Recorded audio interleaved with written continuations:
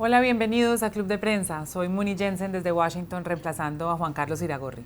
Hoy me acompañan en la mesa José Díaz Briceño, corresponsal de Reforma de México. Gracias por estar aquí. Gracias a ti, Muni. Joan Faust, corresponsal del País en la oficina aquí de Washington. Gracias por acompañarnos. Gracias. Y Dori Toribio, corresponsal de Mediaset. Gracias por estar aquí. Y vamos a empezar con Dori y con noticias de España, porque desde las elecciones del 20 de diciembre, España se encuentra en una coyuntura política muy interesante y sin precedentes. En esa elección, la irrupción de dos nuevos partidos, el Podemos desde la izquierda y el Partido Ciudadanos desde el centro derecha, rompieron el bipartidismo que había reinado España desde la transición a la democracia, y el resultado fue que no se ha logrado en los últimos días formar ninguna coalición que permita las mayorías para gobernar. En los últimos días, bueno, han pasado 44 días, muchos intentos entre los partidos de conversar sin mayores resultados, pero ayer el rey Felipe VI encargó formalmente a Pedro Sánchez, el secretario general del Partido Socialista, partido que hoy es la oposición al del presidente Mariano Rajoy, de intentar crear una coalición, un mandato que no le hizo al presidente de gobierno, porque el presidente no ha desistido de sus intentos de formar una coalición. Pues bien, Pedro Sánchez en este momento tiene esa responsabilidad y está en conversaciones con los otros partidos para ver si se puede acabar con esta parálisis política en España. ¿Cuáles son las implicaciones de ese encargo? Es un encargo muy difícil. Las implicaciones es que está muy complicado, porque claro, ¿quién ganó las elecciones y quién tenía más votos? Que fue el Partido Popular, que es el partido del gobierno, con el presidente que todavía sigue en funciones, Mariano Rajoy, tuvo más votos, pero tuvo muy pocos votos como para conseguir formar gobierno o para conseguir hacer pactos. Por eso el presidente Rajoy se quedó quieto y fue el rey el que dio el paso adelante y encargó formar gobierno al que hasta ahora era el líder de la mayoría. ¿Cuáles son los problemas? Para empezar, es muy difícil pactar, porque no estamos hablando de pactos de dos partidos, estamos hablando de pactos de 2, 3, 4 partidos en votación, y luego hay que pactar también las abstenciones para conseguir las investiduras, que es en el primer paso en el que estamos, ¿no? La investidura de quién va a ser el próximo presidente de España. Esa parte es muy difícil, primero porque hay un gran problema de corrupción en España que afecta a los dos grandes partidos, pero que en la última semana ha sacudido sobre todo al Partido Popular, así que esto hace muy difícil que cualquier intento de pacto que pase por el partido del gobierno, que todavía sigue en el gobierno, sea muy difícil. En la última semana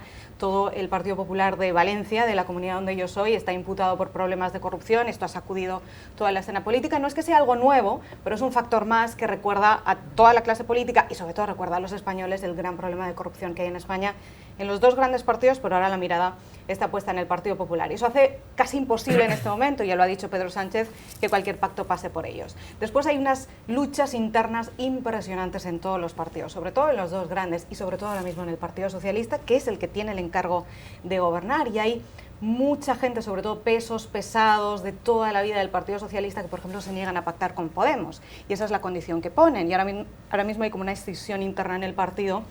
Y eso hace que sea muy difícil, por ejemplo, que Pedro Sánchez intente pactar ahora con Podemos, porque hay mucha gente del partido que no le va a gustar por las propias condiciones que pone Podemos. Y esto me llevaría a una tercera razón por la que está siendo muy difícil hacer pactos, y es la intransigencia de los partidos, sobre todo de la izquierda, pero a mí me parece que en este momento de todos. Por ejemplo, un partido como Podemos, que acaba de empezar y que ha tenido un resultado en las elecciones excelente, pero pone condiciones que se hacen muy difíciles de cumplir para otros partidos. Por ejemplo, Pablo Iglesias, el líder del partido, quiere ser vicepresidente del gobierno, pase lo que pase, y acaba de llegar, y su condición es esa. O otra condición que también hace muy difícil los pactos es que se celebre un referéndum de independencia en Cataluña. Claro, esto hace muy difícil que pacte con el Partido Socialista, por ejemplo. Es decir, pongo el ejemplo de Podemos porque quizás sea el más claro, porque es el último en sentarse a la mesa política y es el que más condiciones está poniendo, pero aquí condiciones están poniendo todos, y la intransigencia a mí me parece que está de todos. Y eso me llevaría a un cuarto aspecto, que sería la falta de experiencia a la hora de negociar, que sería clave en esta cuestión, porque hay que hacer una negociación muy complicada.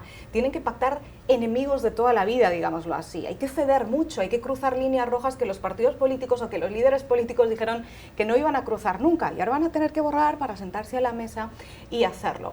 Y me parece que muchos de los políticos que tienen que sentarse a esa mesa, empezando por el propio Pedro Sánchez, que no tiene ninguna experiencia, fue concejal y diputado en Madrid, pero apenas una legislatura, nunca ha tenido cargos de responsabilidad o de negociación, creo que hay que ser un negociador muy experto para conseguir sacar ahora mismo los pactos que hay que sacar en España adelante, que insisto son muy complicados porque hay que casi pactar con el enemigo. ¿Cuál es el escenario que a mí me parece que va a ocurrir? Que va a haber un fracaso en este intento de Pedro Sánchez, muy posiblemente. Vamos a ver, porque en España todo está cambiando de día a día. Hoy estamos diciendo esto, pero quizá mañana el partido dice no, o el líder de la oposición dice no, la gente va cambiando de posición día a día. En el punto en el que estamos ahora, parece muy difícil que todas las partes cedan.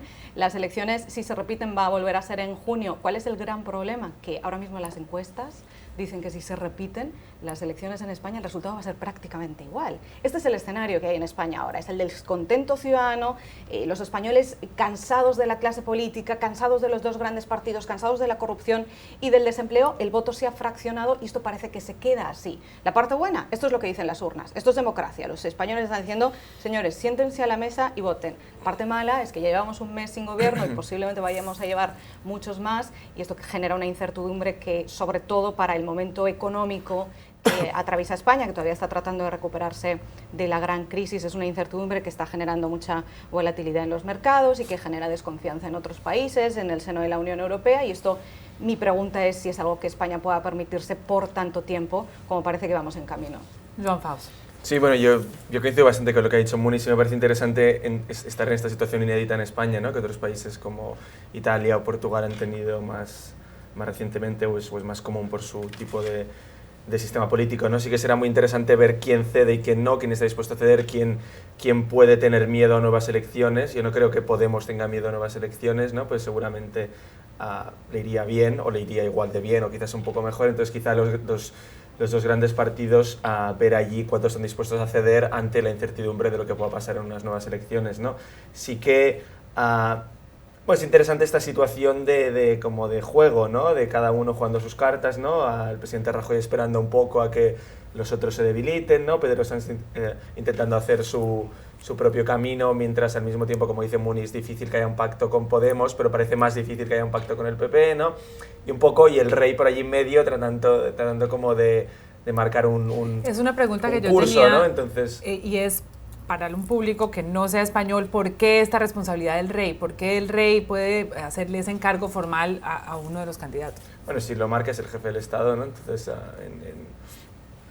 en Italia sería el presidente de la República, ¿no? El que ha estado un poco... Pero en Bélgica, por ejemplo, ha sido el rey también, ¿no? Cuando había tanto tiempo sin un gobierno, es el rey un poco el que hace como de mediador e intenta marcar un poco el ritmo, ¿no? Pero al final son los partidos los que van a decidir, ¿no? Al final el rey lo que está haciendo es dando la oportunidad de que los partidos hablen y pues en el caso de lo que ha pasado en los últimos días, ¿no? Pues el señor Rajoy, pues no, al ver que no tenía los apoyos necesarios, pues ha decidido no intentarlo de nuevo, ¿no? O ni intentarlo directamente en un voto de investidura, ¿no? Entonces, bueno, el rey va marcando un poco los ritmos, pero al fin y al cabo serán los partidos los que tienen que llegar a un acuerdo si es que llegan. Pero para el rey también esto es nuevo. En duda, principio el rey generalmente tiene una postura, o en las últimas décadas ha tenido más una postura de, bueno, un poco ratificar. Cuando ya llega la gente al despacho ya está hecho, ¿no? Solamente tiene la función de decir, ok, está hecho. Pero claro, esto es nuevo y ahora el rey tiene un papel que posiblemente ni sepa cómo. Pepe, en América Latina esto de pactar y hacer coaliciones es pan de todos los días y prácticamente ocurre en todas las elecciones. ¿Cuál es la mirada suya frente a lo que está pasando en España? A mí me parece muy interesante el momento que se vive en España porque visto desde el continente americano, la transición española a la democracia siempre había sido vista como un modelo de transición. Todo el mundo estudiaba la transición, no solo en América, sino alrededor del mundo, y la política que se hizo después para lograr una estabilidad en el gobierno.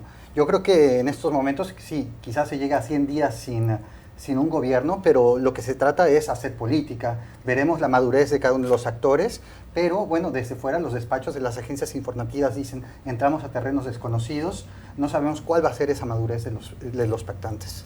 Vamos a cambiar de tema y sigo con Joan Faus y hablar de las elecciones presidenciales en Estados Unidos. Esta semana hubo la primera prueba, que fueron el caucus de Iowa, donde fue la primera vez que los americanos, si bien un grupo pequeño de ellos, realmente votaron para escoger sus candidatos. Los triunfadores, por el lado demócrata, hubo un empate técnico entre Bernie Sanders y Hillary Clinton, y por el lado republicano, Ted Cruz venció al que parecía invencible Donald Trump. Pero hoy todos los ojos están puestos sobre un candidato que no ganó, que quedó en tercer lugar entre los republicanos, y es Marco Rubio. Hay varias conjeturas de que muy posiblemente el establishment republicano, aquellos republicanos tradicionales, un poco más de centro, van a rodear a Marco Rubio y tratar de que él sea el candidato, esperando que los dos primeros en este momento no tengan mucho aguante el resto de la campaña. Usted estuvo allá, estuvo cerca de la campaña de Marco Rubio. ¿Qué mirada le da a esta teoría? Bueno, yo creo que es muy interesante y de hecho el resultado del lunes es el resultado perfecto para Marco Rubio, ¿no? De hecho, la semana pasada cuando yo estuve en Iowa, que fui a un town hall de Rubio, ellos decían, su campaña decía que el objetivo ideal era quedar tercero, ¿no? Porque daban por hecho que Trump y Cruz, ¿no?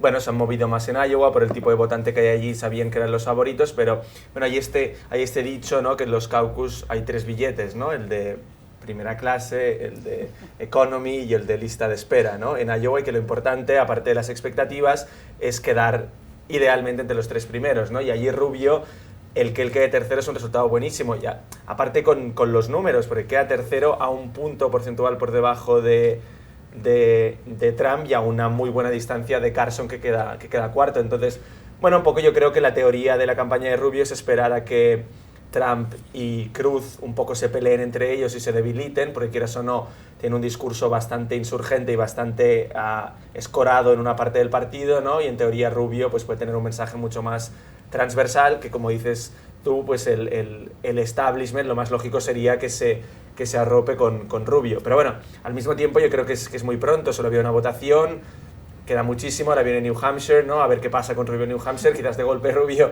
no lo hace bien en New Hampshire y hay otro candidato moderado como puede ser incluso Bush, Kasich o Christie, entonces allí se altera todo, quizá Trump saca un resultado buenísimo en New Hampshire y la ecuación varía, pero sin duda yo creo que Rubio es el que sale más reforzado del Partido Republicano de los caucus. Pepe, ha cubierto varias campañas presidenciales. Sí. Iowa es pronto, pero es un medidor interesante. ¿Qué panorama ve usted hacia adelante para los republicanos? Pues el panorama inmediato es un poco de incertidumbre llegando a New Hampshire, porque las encuestas que ya hemos visto que inflaron mucho el voto de Trump, que no se materializó realmente, ocupan en segundo lugar en New Hampshire detrás de Trump a Kasich y a Cruz.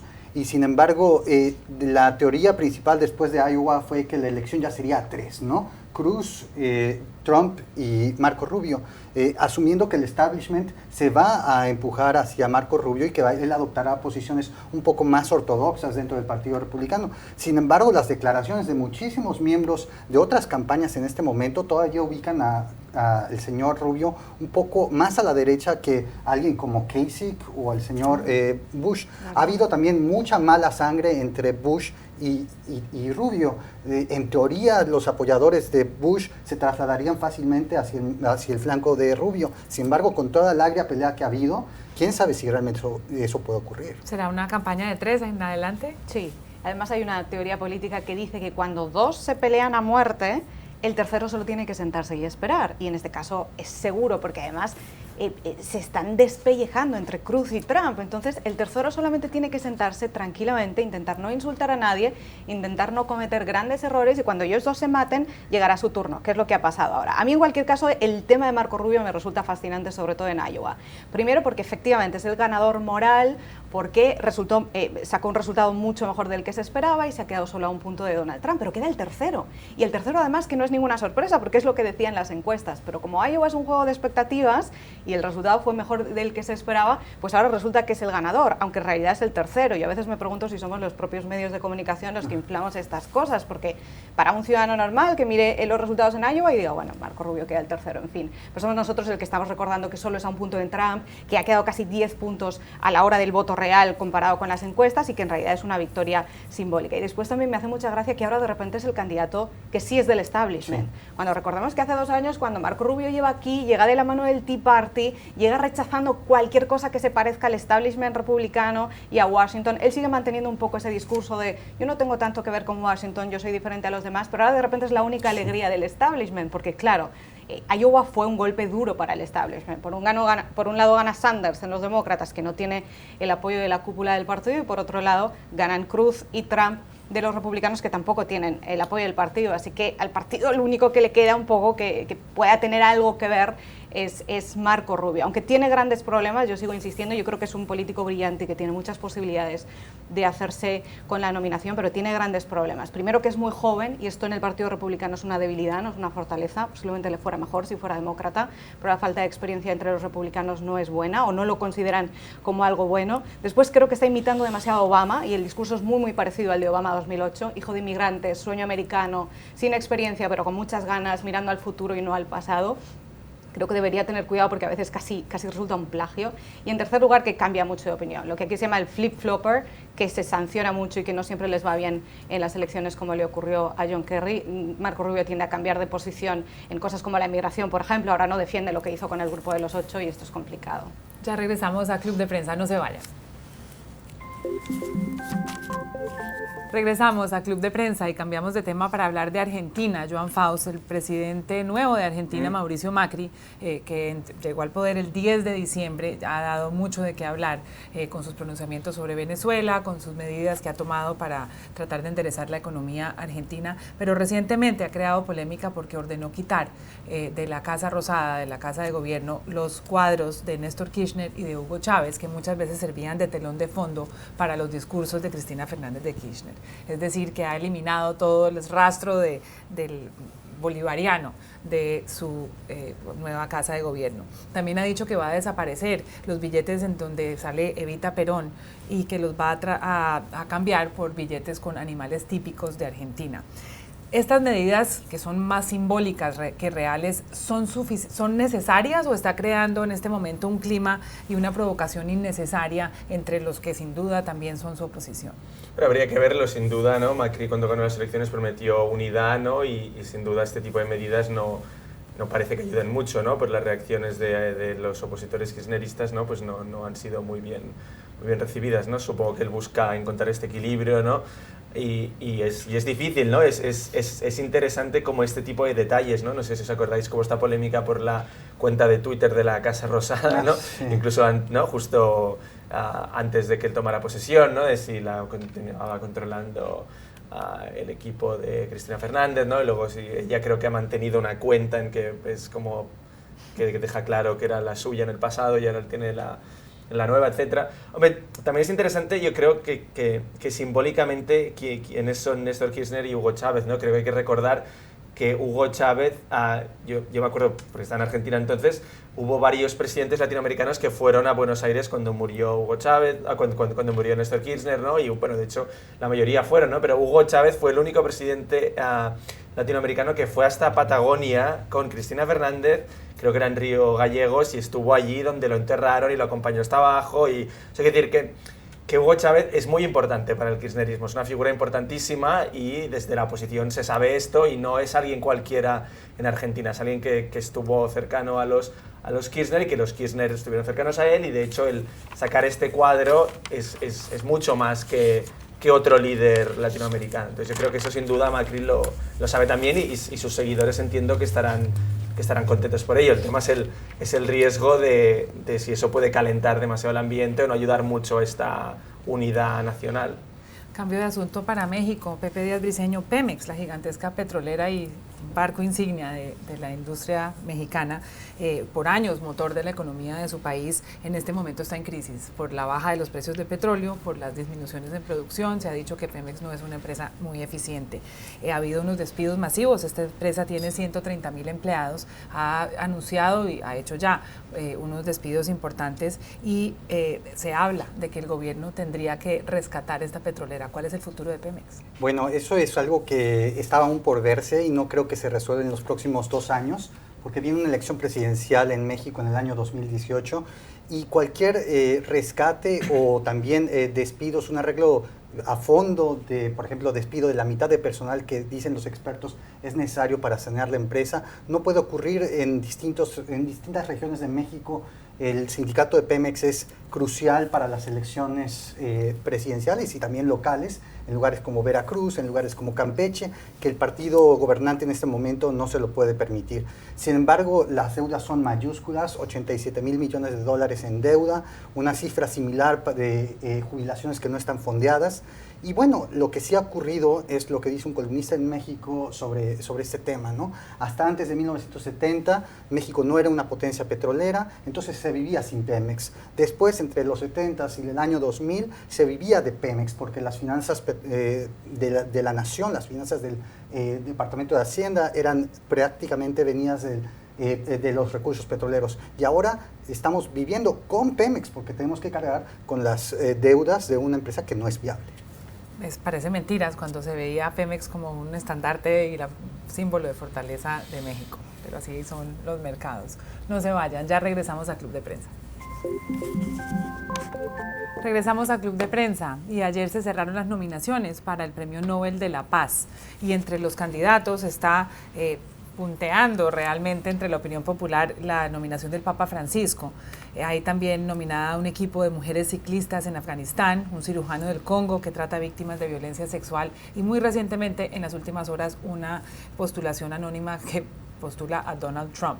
Pero muchos piensan que este es el año en que el Papa Francisco se va a ganar el Nobel de la Paz. ¿Usted qué piensa? Es una muy buena candidatura y seguro que tiene muchas posibilidades. Lo único que no sé si le van a acabar dando el premio Nobel porque el jurado de los premios Nobel lleva muchos años seguidos dando premios a no candidatos anónimos, que es en teoría el espíritu del Premio Nobel de la Paz, sino a casi celebridades.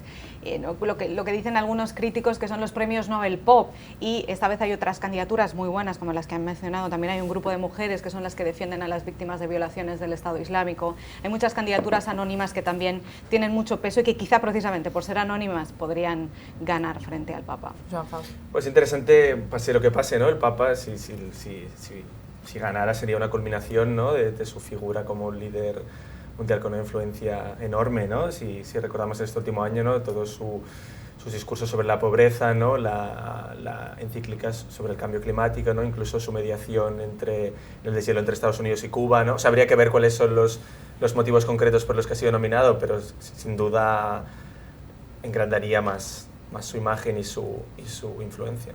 Pepe. No, bueno, hay muchísimos candidatos también, además del señor Papa, ¿no? Hay que decir, por ejemplo, los habitantes griegos de las islas que han estado ayudando a los migrantes que salen, han sido nominados. También habitantes de otras islas en Italia han sido nominados. Estos son anónimos. Y bueno, dicen que incluso los negociadores de la paz en Colombia podrían ser nominados, ¿no? Eso se les venció el plazo porque siguen negociando. Gracias, Pepe Díaz Briceño, Joan Faust, Dori Toribio. A ustedes los esperamos mañana en Club de Prensa.